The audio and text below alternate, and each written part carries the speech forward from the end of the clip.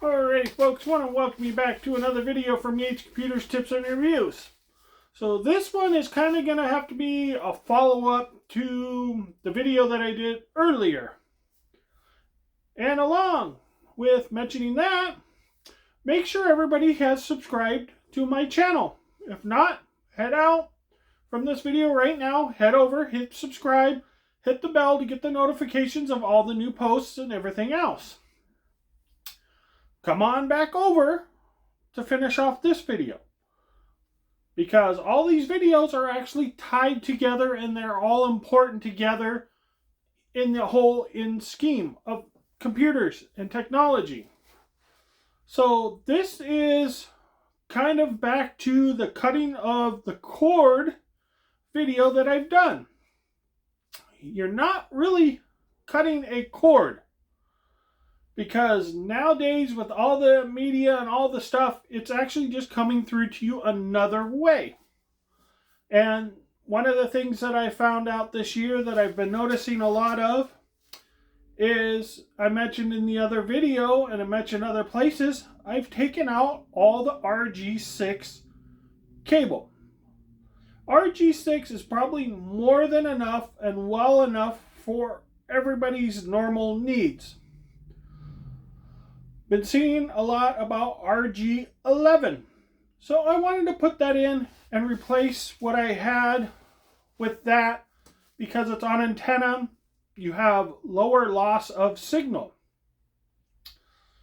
Kind of a more confusing aspect from going from RG6 to RG11 than it is going from RG59 to RG6.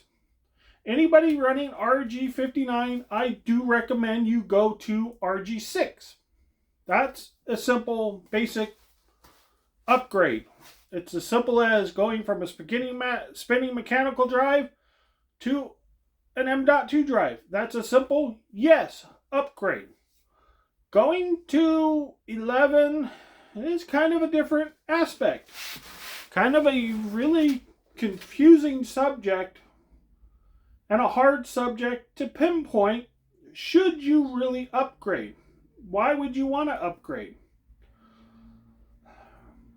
You probably really don't want to. There's a lot of factors wrong with upgrading that. There's a lot of technology problems. Number one, are these guys who design these TVs are doing it so cheaply that it makes it difficult to use RG11. So let's go for some of the downfalls of RG11 to start with. Number one, it's a very thick cable. This is a messy video, lots of stuff. It's a very, very thick cable. It's not easy to bend, not easy to flex. Standards that I see say use this cable if you're running anything over 100 foot. So most cable runs, you probably won't need this. Due to the low loss, due to those type of things, due to antenna signals here, we're having such problems keeping a constant antenna signal. I believe most of it's through interference. So the cable I bought really is not the best cable for what I need. What I really need, I think, is more shielding also on that cable. Been running RG6 for a lot of things, internal short runs, all of those type of things is what it's recommended. It's not recommended for RG11 to run short runs. Other thing is the cost is really high for this. This is not like a standard 6 cable.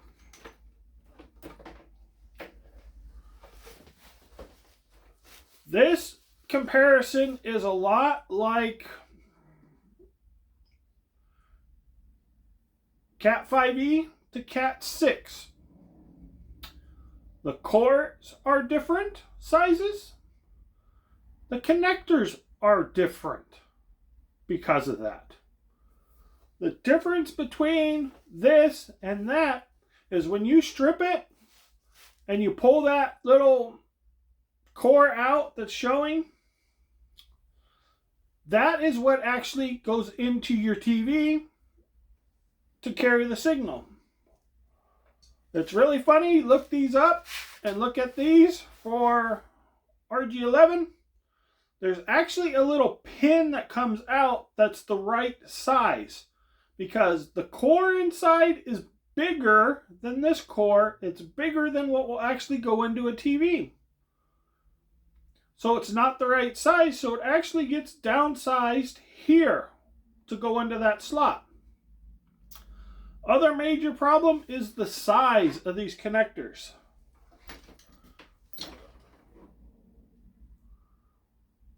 So when you attach it to the back of the TV, if it sticks straight out to the wall, you're going to have to make sure you have the standoffs so you have space between the wall. If they have that little notch out where your cable goes in, that notch out's probably not going to be big enough for this whole burly thing in there with the big cable, because you can't just bend it. It has to, be slowly arced. So this is where one of these factors need to go out to these TV manufacturers, probably not in the proper language that I'm speaking in English, to get to the countries that make these things, to, hey, be aware of the technology. Make sure you don't eliminate technology from your TVs. But when you go into the standards and you go into the specs of these things, it's kind of interesting because of the bandwidth now that this cable is able to send compared to this cable. Goes back to Cat 5e, Cat 7, Cat 8. The bandwidth, all those, because the wire inside the cores are bigger. So it's the same kind of standard. Now, they say for cable TV, even satellite TV, this is probably recommended to go to this. The aspect that really dawned on me that I don't see anybody talk about is satellite internet. How much bandwidth and frequency and stuff goes through these cables. Cable modems, all of those type of things, those frequencies, bandwidths. It might be worth investigating to see if this is a better benefit for you. And again, the cost on this is high. I'm going to tell you that right now. Bargain, shopping around. These are about $1 each that I can find in 2023. And that's bargain shopping, finding them in some places cheap. Of course, you have to buy, 75 or 100 at one time. You have to spend some money to get them for that price. But buying the 75 at $1 each, paying, 50, 75 bucks, or buying them in your local store in a 10-pack or 20-pack for the same price. So, you might want to figure that out. If you're going to pay that cost, what's the better value at that point? So that's one of the little factors that I found with this, and I wanted to try this. But the only problem I found is I bought pre-made cables because I could not find the loose cable in a size I wanted. Oh, you could buy a 1,000-foot roll at $3 a foot. I didn't want to pay that much money to try it. And this is single shielded cable. When you get into cable, you have single, double, and quad. Quad, triple is the better cable rated better cable. Knowing how to terminate that is different than single shielded, double shielded, or quad shielded. How you terminate that, how you put these ends on. So I wanted to go through that and explain some of those basics, because if you're looking at doing cabling or you're looking at changing something, if you're in an older home or you're manufacturing your home, just use the cheapest stuff they can find, because yeah, you're going to get TV reception off of that RG59, but are you losing channels? Is it fuzzy? Is it dropping? What are the issues? You put a big 70-inch TV on there that needs that bandwidth, that frequency, and it can't get it off of that old cable, then you got to update your cabling. Splitters, all of those type of factors that come into play with this. A lot of recommendations. It's kind of funny because they tell you use this cable as a backbone cable from here into a splitter out to multiple devices, because this will run from long distances. Kind of threw me off because of how they rate this cable compared to they rate the other cable. A lot of this stuff is still kind of out there. I got to research it more, but it's kind of an aspect for me to put out there, because now you have all these streaming, you have all these things, all this internet getting faster, and what cable are you using? I did the video with the antenna with this little garbage kind of cable. This ain't good cable. Compared to what I just ran, look at this stuff. How much shielding do you think is really in here? How much insulation is in here between the two? So I wanted to do a little video on this to point these factors out, because this is really where a lot of this stuff is probably going to come into play. Because now you're talking about computers, internet, streaming, broadcasting, webcams, all this stuff going on through an internet provider, through a satellite provider. Well, the satellite's the dish out to the satellite. What's connecting that satellite to the modem? I have all the hardware. I have all these cable videos. Not this cable. So this cable is not only for your cable TV, because now you may be getting internet and other services through this kind of cable, through coax. So now this draws this whole other scenario that I brought up in the last video into tech, into interesting tech that really it's like, wow, you know what? This is not something you can ignore. If you get up to 500 megabit internet, gig internet, they offer it through my cable company. You would think this is going to start to come into play. If you're running that old cheap cable,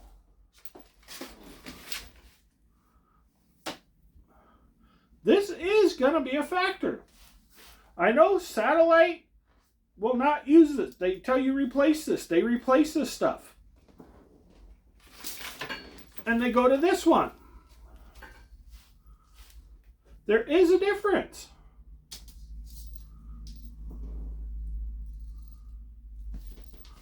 Shielding is a difference.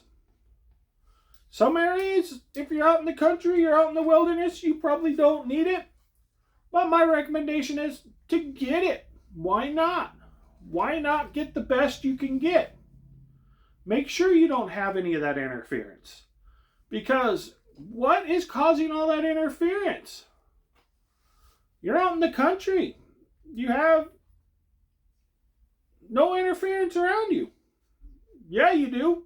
It's all your own interference, all your own Wi-Fi, all your own TV's casting. It's all your own technology you have that's going to cause you that interference.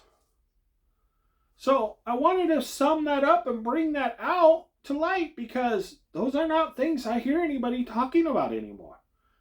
Actually, I've never really heard too many people talk about this when it comes to tech because it was not really tied to tech. Because most companies that come out and you hook up an internet provider, they run cables. They run it for you. They hook up the device. That is considered their DMARC kind of a thing, where that plugs into that device. And some car companies actually charge you to run those cables from your actual DMARC on your building to your router. So here I'm throwing out DMARC. DMARC's an important factor when you get into tech. That's where the responsibility stops from the company that's providing you the service to you, who's ever in that property, renter, homeowner, whatever. Then that becomes your responsibility. So when they say, yeah, we'll come set this up, but there's a fee, that fee is usually from the DMARC into your point. And sometimes those variable fees are variable due to what they do. This is one of the variables. What kind of cable are they using? Are they taking out all this little stuff and putting in stuff like this? Or putting in stuff like this? These are huge variables. So knowing this is where it's important because, yes, you're getting a service put in, but what are they putting in? You may want to really pay attention to what they're putting in. Because you might be able to ask them, hey, why are you putting that in? Why aren't you putting this in? And they'll tell you, oh, okay, you want that? It's $10 more, or it's $50 more. And there's key reasons why you would want to do that. Of course, the company's probably going to use the cheapest stuff they can to get away with whatever service they're putting in. But then when you upgrade and the technology moves up in the future, you're going to want to make sure you have the better quality, the better stuff. This is also with network cabling. This is why I brought up network cables so much too. You don't want to keep buying Cat 5e because it's cheap. I brought this up in some of the videos because it might be better to go out and buy a box of Cat 6 at $50 more and know you have the future growth availability of Cat 6 compared to Cat 5e. You already know what the capabilities of Cat 6 is to where you can go to. You might not ever get to that. You might ever run 10 gig or 5 gig or 2 gig network. But next year you might, with the way tech is going. So these are some of those little factors that are out there. You go buy a new Wi-Fi router that's a 2.4, 2.5 gig, 2 gig NIC connection, and your network cable can't support it, but all your equipment you bought can. Guess what? You're going out buying cable. So this is where this kind of factor comes in play with this kind of cable. So that was kind of the interesting part of this that I thought of, hey, I really need to show people this. And wanted to actually really show people. I don't want to be the guy that says, hey, I told you so. No, I'm not. I'm not the I told you so guy. I'm the guy that shows you this stuff to let you know. Got a piece of wire stuck in there. Let me see if I can get it out.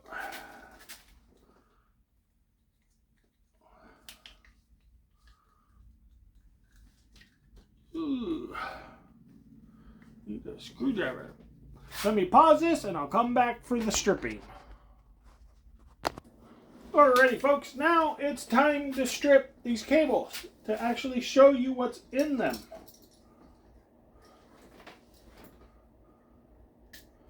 There's lots of different kinds of stripping tools out there.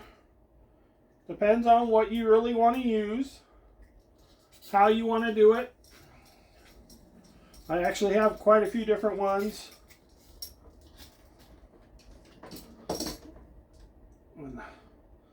So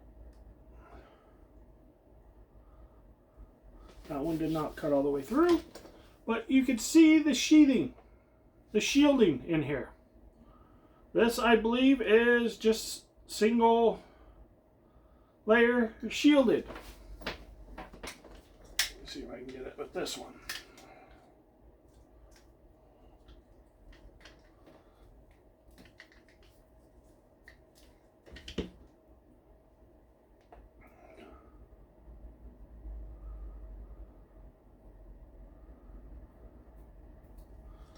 So usually when you strip the cable, you put the end on.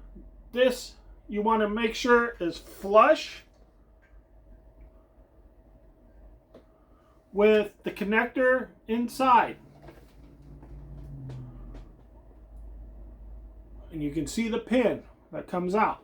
That pin is actually the wire that's inside.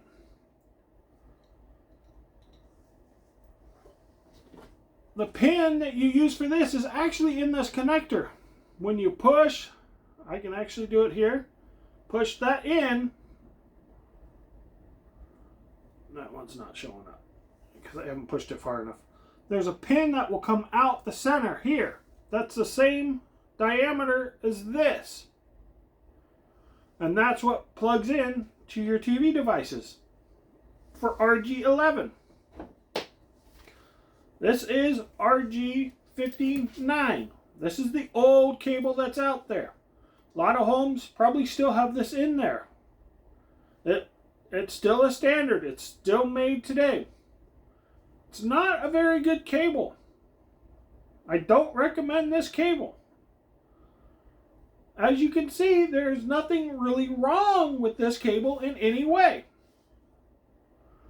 except for the inner lining between the shielding and the copper is where it seems to be the most problematic issue. It has a lot of signal loss. So it's kind of, stuff is kind of interesting when you get into it and you try to do the research and you try to figure it out. Really, I don't understand, what the difference between RG59 and RG6 is. If the copper's the same, it has the shielding. Well, let me strip this one. It's really kind of an interesting subject when it comes to this. And again, I'm not a super expert when it comes to this. This is just always what I used for years. Is RG6 was the best that was out for a long time. And it had multiple shielding, and they had quad shielding. That was really what was really the best.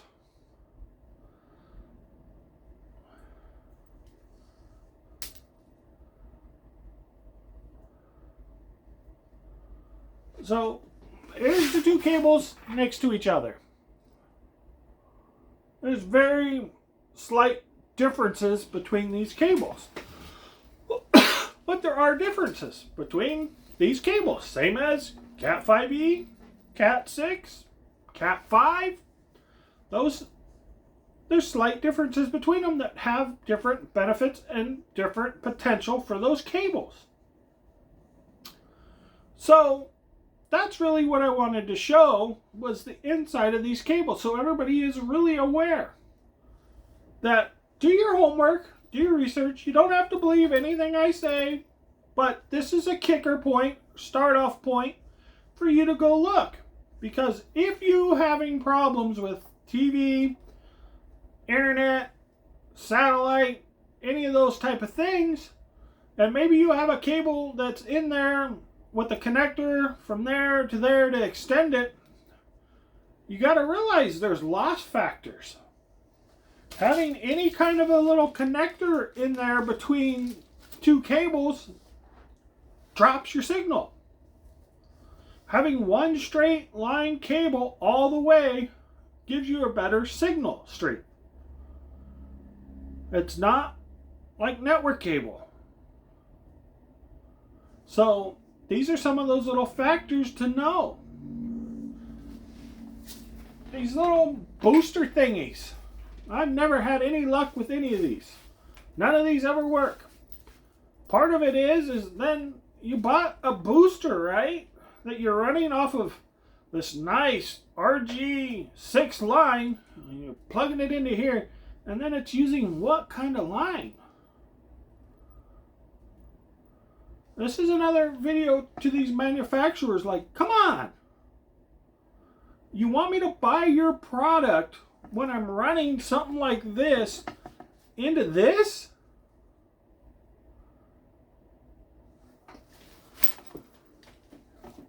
Then you get into the big boy that I just ran. You want me to run something like this into this? No. You want me to hook this up to your antenna with this kind of wire? And you want to charge me $80, $100 and some dollars for this? No. So, these are some things to be aware of when you're doing stuff with cabling. What are you actually hooking this to? If you got something like that, you're probably not going to have much benefit to use something like that, because that's what it's coming out of. If you're hooking directly to an antenna where it screws right in, yeah, that's probably a huge benefit. That's what I did over here. So that's what I wanted to point out, is some of these factors on these cables. This one is a little hard to strip on this tool, but I can do it.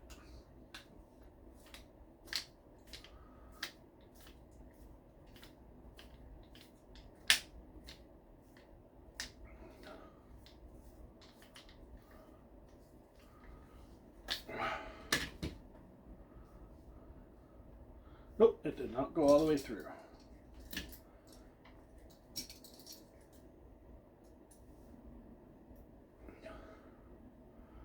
I have other strippers in another location for this kind of gauge of wire, but this will give you a clear look of what's in this wire.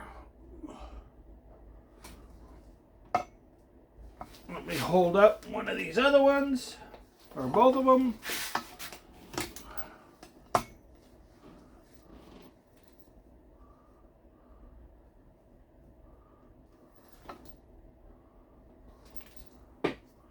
So you can see the progression of all three. And again, the main difference with this one is this core is bigger than those cores. The plastic sheathing inside is bigger. Flexibility in this line is a lot worse than those. Connectors are a lot larger than those. So what it's recommended for is long runs. So this is really was kind of an interesting cable that I wanted to try to figure out, will this help out with some of the things we got going on around here. The one line was using that RG 58 or whatever, the little thin line, and I was not picking up any TV channels to the TV from the antenna. I probably should have stuck with RG6, ran a brand new shielded, triple shielded RG6, and I probably would have been fine. But I figured, you know what, if I'm going to go that route and take that line out and replace it, I want to go with RG11. Not to mention, it was over 50 some feet. It's a pretty long run. So it is not to what is recommended, because it's over 100 foot that is recommended. But because of the lower signal loss and all of that stuff, I wanted to give it a try. It works fairly well. I pick up a lot more channels than I was. It's more stable. Some days it's just dropping out. I think it's due to interference or some other factors that are going on. So it may just be as simple as I needed to get quad shield, a higher shielding on that cable to cut out that interference so I can get that video feed. So I want to wrap this one up because I went through this to show these factors, because what is important with these factors is it's not tech related, but it is now tech related, because if you're getting your internet service through coax, that I imagine is probably going to be disappearing here really quick with all of this fiber talk, but it might not.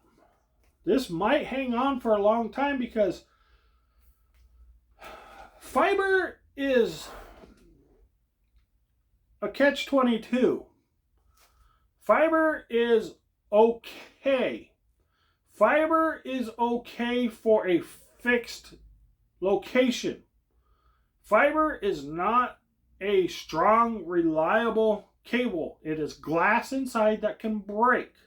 Once it breaks, you lose your communication, you lose your signal. How do you test that as a home user?